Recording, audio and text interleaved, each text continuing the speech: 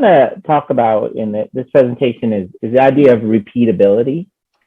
So the idea of a repeatable swing or repeatable delivery as a pitcher, and talk about making sure we're chasing the right kind of repeatability. So what I want to do is talk about variability. So what we can talk about is the variability in the outcome of your movement, the variability of the movement itself, the swing, the delivery, and the variability of practice conditions that we use. So what I want to talk about is how those things work together. So in pitching, for example, the outcome we want is you to locate the ball consistently, hit your target. What I want to do in this talk is to separate what I'm going to call essential variables and elemental variables. Essential variables are kind of the aspect of the movement you're trying to control. So in this case, we're particularly focusing on release point as a pitcher, having a consistent release point. Yeah. And then within that, we have the elemental are the actual body movements used to produce, how much your trunk is tilted, how much your shoulder is rotated. And then we have the variability of practice, whether you do long toss, throw from the mound, if you use weighted balls, etc. So those are kind of the things we want to look at, how they relate. So with that, the traditional view, kind of the old view of baseball coaching, I think, is that we want repeatability in delivery. We want all of the variability in this to be low. So we want you to move produce the outcome the same way, but producing the exact same movement. So using the same elbow rotation, the same stride length. So to do that, we use low variability in practice. Kind of this is the traditional view. Yeah. So we want basically you to learn to repeat the delivery, right? The same movements. And so the view that I'm kind of talking about in my book and a lot of research is showing is that, yes, we want to reproduce the outcome, hitting our target. We want a consistent release point, but that doesn't occur by using the same exact body movements, okay? The terminology we use is sometimes repetition without repetition. We repeat hitting our target by using different body movements. Yeah, so that's kind of the idea that we want to look at. And so we get consistently hitting our target requires some variability in how you move. And what you're going to have to encourage by adding variability to the practice conditions. So what I want to do is kind of show some research, look at some baseball research. So this is some work from the ASMI group, Glenn Fleisig, who does a lot of great baseball research, showing that the variability in your movements, your foot, your knee, and your elbow tends to go down as you get a higher skill level. But I think this is a little bit misleading because there's actually, what you see when you dig in it, there's actually a lot more variability going on. And there's a lot of people are pitching under the same conditions where not much is changing, so you tend to get lower variability. So I want to talk about a couple different studies. The first one is going to focus on those elemental variables. So it's going to focus on the actual joint angles, what your shoulder and elbow is doing. So this is a study published, I think 2020 by Matsuo and colleagues in the journal Frontiers. And what they did is, I'm going to skip over it. What they did is they had 12 pitchers and they were throwing, they had to throw 10 fastballs, right, at a target, and they'd use motion tracking. And what they did was they measured the different joint angles, your wrist, your elbow, and they related that to how consistently the person hit their target. They compared different ways of doing this. So in one of the conditions, this actual condition, they took all the joint angles from the same execution, from pitch number one, and they used that to try to predict the location. And they compared that to when they took the joint angles from different deliveries. So they could take your knee angle from the first pitch, your hip angle from the second, your elbow angle from the third. And the important point here is that if you're using the same delivery every time, then it shouldn't matter if I take it from the first, the second, or the fifth, right? If you're using the same knee angle every time you throw a fastball, then it shouldn't matter which one I take it from. But what they found was very interesting. What they found, so this is the variation in the outcome, the variation in the release of the ball. And what they found was that the most consistently in the outcome occurred when you took the angles from all the same delivery. So the knee angle, the elbow angle, the wrist angle, all from pitch number one, instead of scrambling them and taking them from different ones. So what that's showing is that what's happening is you're not just using the same knee angle, elbow rotation on each pitch. They're actually working together, right? So using slightly different elbow rotation, slightly different shoulder. And they're working together to get the ball onto the target, what we call co-variation. So the idea is that we're consistently hitting our target, but not by using the exact same movement every time. We're using slightly different elbow angles, shoulder angles to consistently hit our target. The second study looked at how the relationship between your outcome, how consistently you hit your target, and the essential variables, particularly your release point. So not looking at the elbow angles and the shoulder angles, just looking at the position of the hand when you release the ball. So they essentially used the same method. So this was the study. They essentially used the same method, okay? So they had pitchers throw several fastballs and they measured different components of the release points, the angle, the spin, and so on. 12 pitchers from the NPB. Again, they were throwing just fastballs and they measured with TrackMan and motion tracking. So they wanted to, in this case, see the relationship between the release point and the accuracy of the pitch.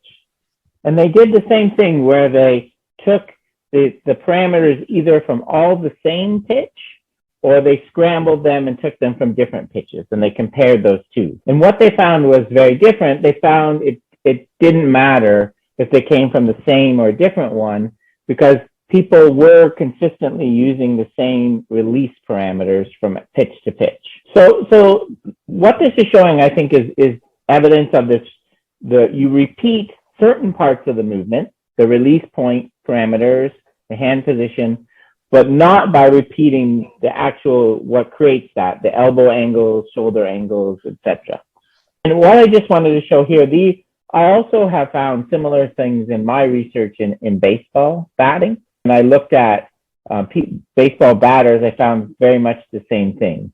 So this is the timing of the weight shift in swinging. So when the batter shifts away from the ball versus shifting forward to hit the ball.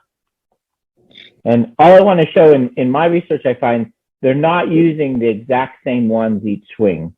So the swing's varying, but importantly, these things are working together. If you shift a little earlier, then backwards a little earlier, then you shift forwards a little later, if that makes sense. So the bottom line is that to be a skillful pitcher or hitter, you need variability in your movement, right? But you need what we call good variability. The overall idea is that to consistently achieve outcome of hitting our target and pitching or barreling the ball and hitting, we do have to have some part of it be repeatable. So in pitching, it's the hand position, the release point. In hitting, it's the attack angle. These are what we call the essential variables you're trying to control and make consistent. Yeah, but the key point is here, although we want consistency in these essential variables, we need to do that, we need some variability in the elemental variables. That is the position of the body, how much your elbow bends, how much stride length you use, and so on. So in practice, putting on to the last one, in practice, as a coach, we need to help the athlete develop this good variability in this elemental variable by using variability in practice conditions. So to next I want to look at how we can do that. How can we help an athlete do that in practice? In terms of our instructions we give as a coach, but there's two main different types of instructions we can use as a coach. Internal ones where we focus on the athlete's body, right? Your knee should be doing this, versus external ones where we get them to focus on the outcome of the movement. So bending your knee would be an internal one.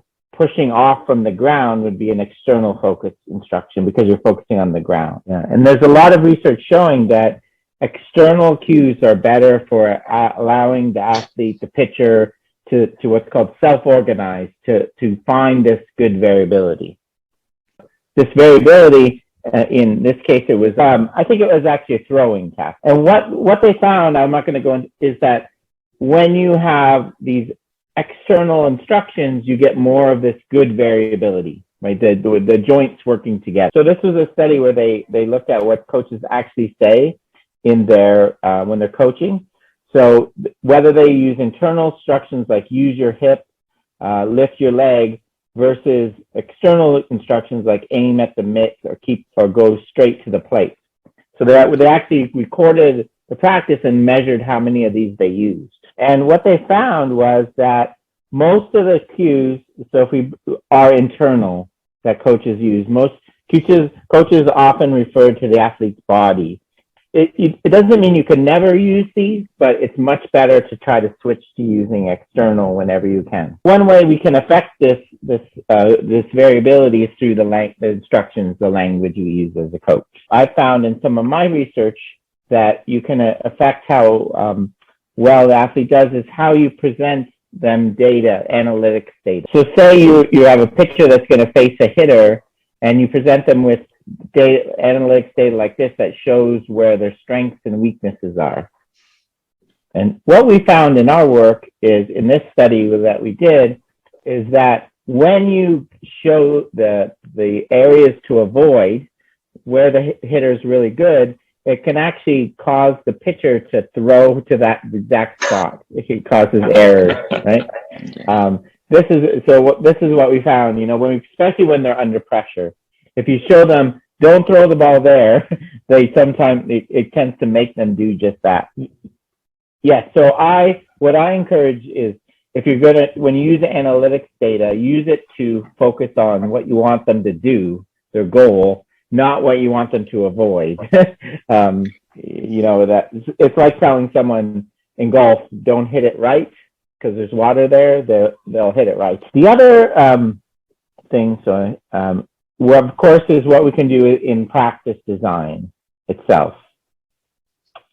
So one of the things that I like to use a lot in my baseball coaching is what's called the constraints-led approach. For example, when you have a pitcher with a technical issue you want to change, instead of trying to tell them what to do with their body, which it doesn't really work, what we do is we add something to the practice environment. So one example is a connection ball. So that's shown up here with Justin Verlander. So what we're doing, we use that when a pitcher is separating their arm from their body too early, right? They're creating their forearms flying out. So what we have them do, instead of trying to tell them how to move, we get them to try to throw so the connection ball goes forward. So we're creating a constraint in practice, this ball, that's trying to encourage them to find their own variability, their own movement, rather than telling them what to do. Another example we use is if a pitcher is landing and rolling a little bit on their foot, we actually put them in sand, so it makes it even worse. So you exaggerate it. That's another kind of constraint we use. So kind of overall, the main message, I tried to get in my book and to this is that we don't be skillful by repeating the same movement over and over, right? The same elbow angles, the same stride length, and so on. So what's skillful is we repeat the outcome, hitting our target, by varying the movement itself that created it. And so in practice, what we want to do is encourage this variability by adding variability in practice and things like the constraints. And I'm actually speaking a book. I'm working on a book on the constraints-led approach for baseball, where we'll show more of these kind of examples and how to use them. So that's the main message, and I want to get across. And I want to leave another thing I'll just mention. Not only is the variability in movement important for skill, there's also a growing body of research showing it helps prevent injuries, because you don't put the same strain on the same body parts all the time.